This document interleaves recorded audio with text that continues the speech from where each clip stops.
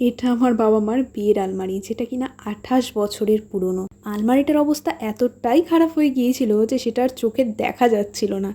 বাবা মার বিয়ের আলমারি বলে কথা, কত ভালোবাসা, কত আবেগ, কত স্মৃতি জড়িয়ে আছে এই আলমারির সাথে।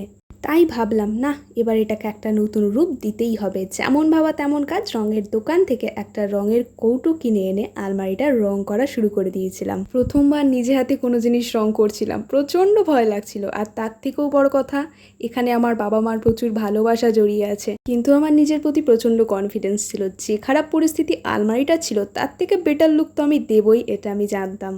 সম্পূর্ণ আলমারিটা মাত্র একদিনে আমি নিজে হাতে রং করে কমপ্লিট করেছি। আলমারিটা রং করা কমপ্লিট হলে আমি তো নিজেই প্রেমে পড়ে গিয়েছিলাম আলমারিটার। কারণ আলমারিটা যে 28 বছরের পুরনো তা দেখে একবারের জন্যও মনে হচ্ছিল না। তো তোমাদের কেমন লাগলো আমাকে অবশ্যই কমেন্ট করে জানিও। আর বাবা মাও ভীষণ খুশি হয়েছিল।